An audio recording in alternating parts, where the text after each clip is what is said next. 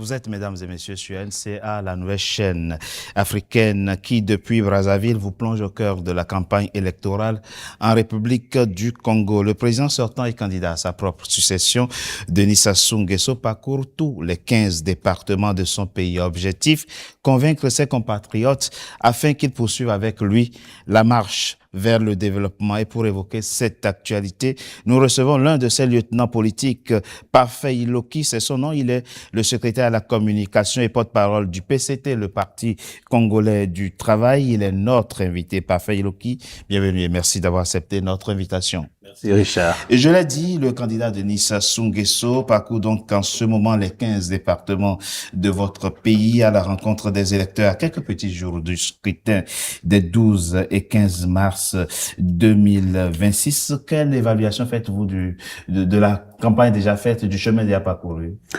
Merci Richard, merci de me recevoir chez vous. Je pense que vous suivez avec nous le déroulement de la campagne. Nous avons voulu dans la stratégie électorale, la stratégie du candidat décenne, nous l'appelons comme ça, avec beaucoup d'affection. Nous avons commencé au littoral, à Pointe-Noire, nous sommes venus dans le pays du Niari, au cœur du Congo, et aujourd'hui, il a fini l'extrême nord et il est en train d'arriver dans le côté central du pays. Les résultats sont bons. Le parcours est élogieux. Vous voyez, il va devoir faire 15 meetings correspondant justement au nombre de départements. Et en dehors de cela, il a des rencontres citoyennes. À Dolisie, il a eu une rencontre avec les opérateurs économiques. À Kinkala, à côté, périphérie de Brazzaville, il a eu une rencontre avec les jeunes. À Ouando, il va avoir une rencontre le 8 mars avec demain, le dimanche demain. Donc, il va avoir une rencontre avec les femmes pour se coller à l'actualité. Vous voyez les images, vous voyez les réseaux sociaux, vous voyez que sur les 7 candidats, je parle pas des autres, je parle d'une autre. Il est en train de soulever les foules, le fourmillement pendant les meetings, les rencontres citoyennes, et parce que par la suite, nous avons mis en place une stratégie qui est connue. Chaque député, chaque sénateur, chaque élu local est représentant du candidat au niveau local. Donc, lorsqu'il passe derrière, ce sont les directeurs de campagne locaux qui prennent le relais et ça se passe bien. Nous sommes nous-mêmes peut-être pas surpris puisque nous avons travaillé en tant que Parti congolais du travail, en tant que majorité présidentielle. Nous avons préparé cette élection avant, pendant les pré-campagnes et aujourd'hui, nous surfons sur du vécu, sur la méthode, sur le travail, sur la scientificité et ça marche. Et ça marche, dites-vous. Parfait, Iloki, comment doit-on s'imaginer la chose? Vous l'avez préparé, quand je dis vous, je parle du PCT, oui, bien Parti sûr, oui. congolais du travail, et votre parti, vous l'avez préparé à faire tout ça parce que quand on a son âge et qu'on fait autant de meetings avec autant de vigueur et au rythme qu'on connaît là, ce n'est pas simple. Comment vous l'y avez préparé? Oui, juste pour vous et pour vos téléspectateurs, qu'ils sachent que le président Denis Sassou Nguesso est avant tout un soldat. C'est un général à la retraite, on dit dans le jargon général de 2e section. C'est un homme politique qui a fait l'escalier et donc il connaît bien son pays, qui connaît sa sous-région Afrique centrale, qui connaît l'Afrique, qui connaît le monde, qui a l'expérience. Et donc il sait. Nous, au Parti congolais du travail, nous surfons sur ces prébendes, sur cette expérience, nous discutons beaucoup dans les filets politiques avec lui et nous pensons que c'est un bon candidat qui connaît bien le pays et vous le voyez. Pour un homme de son âge, vous direz que c'est trop? Non, c'est normal chez nous au Parti congolais du travail. Écoutez, nous avons vu venir l'élection parce qu'il a été élu en 2021 avec 88,40%. Nous savions que constitutionnellement, il en avait le droit. Mais il donnait quelques résignations d'hommes politiques. Et nous, en tant que parti et majorité présidentielle, on va dire que nous avons sollicité et avons obtenu. Le peuple congolais, au-delà du Parti congolais du travail, au-delà de la majorité présidentielle, au-delà d'autres organisations, organismes qui soutiennent le candidat, a demandé, mais pendant des mois. Et heureusement que récemment, au dernier congrès, en décembre 2025, nous avons en quelque sorte exigé, là c'est politique, nous avons exigé sa candidature et finalement à quelques jours de l'élection, il a accepté d'être candidat et je pense que Et nous nous sommes préparés pour ça. Vous dites qu'il soulève des foules. C'est vrai qu'on voit de la ferveur chez les populations qui vont à sa rencontre. C'est quoi? Tout ça est naturel? Ça vient spontanément ou bien c'est suscité? C'est spontané, c'est pas toujours suscité. Suscité parce que le moment sied, c'est la campagne électorale. Oui. Mais c'est aussi cela, nous sommes des Bantous, nous sommes des Africains. C'est ça l'effet du chef. Le chef, il se désire. Le chef, il est tout cela. Le chef, on l'attend, il n'arrive jamais. Parfois, quand il arrive, ça soulève les foules. Et c'est cela. Quand vous voyez quelqu'un qui aspire à diriger les autres, aspire à être au devant de la scène, et s'il ne crée pas la curiosité, il n'est pas chef. Ah, ça fait longtemps qu'il crée la oui, curiosité. Mais justement, oui. Je veux pas revenir sur les... Ça ne vous surprend pas. Cette ferveur qu'on voit ne vous surprend pas. Pour vous, c'est naturel. Je ne souhaite pas revenir sur les paroles d'un sage africain qui dit ne reste pas au pouvoir qui le veut, reste au pouvoir qui le peut. Mais pour nous, Denis Sassou Nguesso, c'est vraiment une curiosité politique. C'est une vraie école. Peut-être que nous qui sommes les communicateurs et les politiques autour de lui n'avons pas fait suffisamment d'efforts pour bien le comprendre et parler de lui. C'est un homme politique complet qui sait se mettre au-dessus de la mêlée, qui sait se sacrifier pour la cause commune. Et donc, ce que nous voyons c'est pas quelque chose de suscité, quelque chose de suscité, comme vous dites, c'est pas forcé, c'est naturel. C'est spontané. C'est simplement naturel. C'est naturel.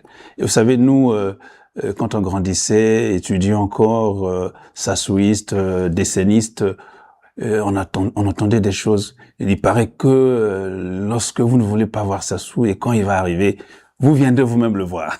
Donc c'est curieux. Donc pour nous, ce n'est que naturel. Le Parti congolais du travail est fier d'avoir un candidat comme le camarade Denis Sassou Nguesso, la majorité présidentielle avec. Et vous savez, nous avons, et le camarade Pierre Moussa, le secrétaire général du Parti congolais du travail, aime souvent le dire, que le président Denis Sassou Nguesso, ce n'est pas seulement un candidat du Parti congolais du travail.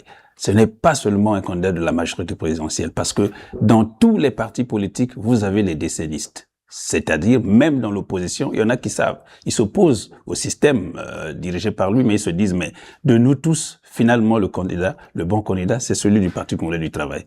Et aujourd'hui, même pour cette élection, vérifiez, vous verrez que les sympathisants du Parti congolais, les sympathisants de Denis Sassou Nguesso, ceux qui vont élire Denis Sassou Nguesso, c'est pas seulement les membres du Parti congolais du travail. Il y en a dans tous les partis, au niveau du pouvoir, au niveau du centre et même au niveau de la majorité. D'ailleurs, suivez mon regard, il y a quelques partis de l'opposition qui soutiennent la candidature du Denis Sassou Nguesso. Pensez-vous? Eh ben oui, bien sûr. Bien sûr. Parfait, qui dites-nous, c'est quoi l'enjeu de cette présidentielle, selon vous? Pour vous. Oui, pour nous et selon nous aussi, l'enjeu, parce qu'il faut toujours avoir un enjeu pour chaque objectif, pour chaque élection. L'enjeu, c'est peut-être l'abstention. Il faut que les gens aillent aux urnes pour voter pour le candidat de leur choix. Vous craignez une résignation? Maintenant qu'on est devant vous, on peut quand même dire que ce n'est pas une histoire congolo-congolaise. L'abstention, c'est un vrai problème en démocratie dans le monde entier. C'est un vrai problème parce qu'il y en a qui se disent que les dés sont bipés, pourquoi je devrais aller, ma voix, est-ce qu'elle compte réellement? Mais effectivement, il y a des révolutions qui se sont tenues. Il y a des peuples qui ont perdu des dirigeants. Il y a des gens qui ont revendiqué, mais pendant parfois des siècles, pendant des décennies, le droit de vote. En Afrique du Sud, un peu partout, même en Europe, les peuples ont revendiqué le droit de voter. Mais chez nous, ça nous est arrivé tout simplement ou tout bonnement, et on pense que bon, ma voix ne compte pas. Et si la voix de chacun de nous compte. Donc, nous avons un corps électoral autour de 3 millions de personnes, 2 millions forts. Nous pensons, oui, cette fois-ci, s'attaquer, mais frontalement, à cette abstention pour que les gens aillent réellement aux urnes, non seulement pour voter un candidat de leur choix, mais de l'autre côté, nous avons Le score de la dernière fois, c'était 88,40% en 2021. Non, on n'est pas en Corée, mais on pense que, comme les choses se passent sur le terrain, nous aurons un bon score. Peut-être autour de là. Mais vous avez, et c'est ça aussi la démocratie. Vous avez aussi en face des opposants qui pensent et qui croient venir le temps de l'alternance. Hein. Oui, mais c'est ça le bon sens en démocratie. C'est ça l'objectif de la démocratie. Ils pensent.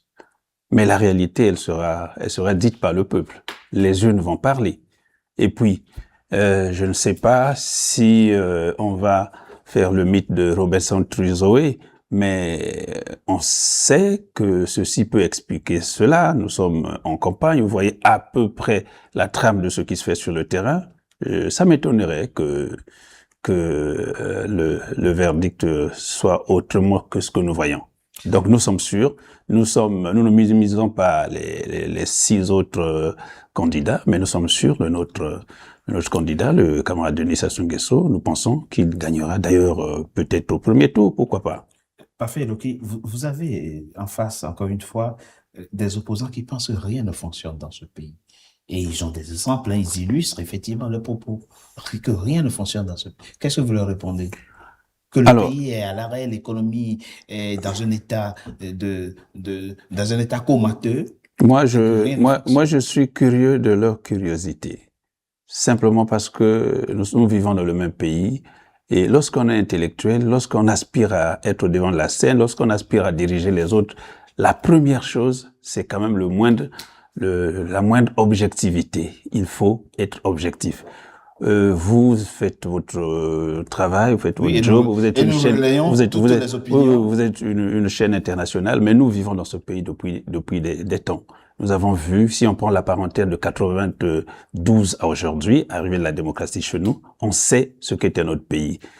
On sait d'où nous sommes venus, on sait où nous sommes et vers où nous allons. Donc, il se trouve que, oui, les choses ont été faites. Essayez de circuler dans le pays, vous verrez que du point de vue des infrastructures, même du point de vue de l'économie, vous avez suivi la déclinaison du camarade Premier ministre qui est porte-parole du candidat, pour vous dire que lorsqu'on est opposant dans les conditions africaines, on n'est pas obligé de s'opposer. Il faut commencer par l'analyser. Nous étions opposition de 92 à 97. Nous analysions, oui, bien sûr, nous analysions les faits et les faits des gouvernants. Et lorsque le président faisait des déclarations, lorsque on analysait la loi de finances et on donnait des les contre alternatives ou les contre-vérités à ce qui se fait.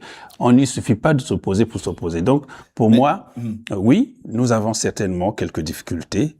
Mais le gouvernement, le président est vent debout, on le voit, en train de travailler avec son gouvernement, le premier ministre, et les choses évoluent. Si vous voulez des statistiques, vous allez les trouver. Non, plus que des statistiques, parfait. Quand les opposants nous disent, vous, journalistes internationaux, quittez les beaux quartiers de Brazzaville, allez dans les quartiers périphériques, voir ce qui s'y passe. Et effectivement, quand on va dans les quartiers périphériques, il y a une vraie demande de droits sociaux. Il y a effectivement une situation où des besoins, des services sociaux de base sont attendus. Nous ne disons pas au Parti congolais du travail que tout est fait, que tout est rose au niveau du Congo. Mais nous disons que un travail s'est fait, il continue à se faire. C'est pour ça que le président pense qu'il faut accélérer la marche. Mais je vous dis, en termes économiques, en termes sociaux, en termes socio-culturels, en termes politiques, vous savez, la première denrée dans un pays, c'est la paix. La paix. La paix. Vous pouvez poser la question à nos amis opposants, essayer de les trimballer, qu'ils lorgnent ce qui se passe dans la sous-région, dans les autres pays, et qu'ils reviennent qu'on discute avec eux. Nous avons parfois la prétention d'avoir fait le tour de la sous-région, le tour de l'Afrique. Je pense que nous ne sommes pas les premiers en matière économique, en matière politique, en matière socio-culturelle, mais nous ne sommes pas non plus les derniers. Donc, quelque chose se fait et c'est pour cela que nous pensons que après avoir axé les choses sur 2016-2021 avec la marche vers le développement qui s'est poursuivie entre-temps, et aujourd'hui, le président pense avec nous que nous devons accélérer la marche, mais sur les fondamentaux du développement qui sont posés. Justement. L'eau, l'électricité, la fibre optique. Aujourd'hui, vous êtes là avec une chaîne moderne. Je pense que vous êtes dans les tours jumelles ici. Vous n'avez rien à envier de Dubaï. Mais nous ne nous comparons pas à Dubaï, mais nous travaillons. De sorte que dans quelques années, autour du président, oui, ce serait excessif de faire ça. Oui, bien sûr. Mais nous revenons pour dire que nous ne sommes pas les premiers en Afrique et dans la sous-région, mais nous ne sommes pas non plus les derniers. Nous travaillons, et c'est pour cela que on a un objectif avec le président de poursuivre la marche vers le développement. Poursuivre la marche. Non, plutôt accélérer aujourd'hui. Accélérer. Oui, bien sûr. Ce n'est plus poursuivre, mais accélérer. On accélère. La marche vers le développement. Voilà. Et quels sont les leviers que vous voulez actionner? D'abord la paix.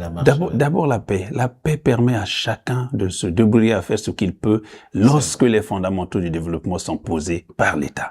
L'État-providence étant mort, il est question que chacun prenne le relais, se pose sur les fondamentaux créés par l'État, et pour que le reste. Les jeunes devraient se prendre en charge, bien sûr, en tenant compte des fondamentaux qui sont posés au niveau de l'économie, au niveau de la société. Donc, nous pensons que avec le président, pour ce nouveau mandat, nous allons encore avancer un peu plus, mais en accélérant.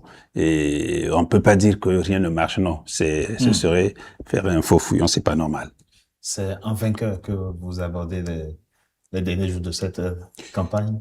En vainqueur objectif. En parti politique qui a su créer les conditions pour que son candidat soit le meilleur. Au fond, l'inconnu au soir du 15 mars, c'est le score de la victoire. Oui, même le score, nous savons qu'il sera positivé. Nous avons pris la mesure de la dernière, attendons ce que dira le peuple, mais nous avons pris la mesure de 2021, nous espérons faire mieux que ça. Sinon, on fera, en tant que parti politique, il faut bien que nous fassions plus que ça. Oui. Plus que 88%? Oui, pourquoi pas. Mais parce que quand je vois au devant de la scène les 6 autres candidats qui n'arrivent pas au genou du nôtre, nous pensons que nous pouvons faire mieux que ça.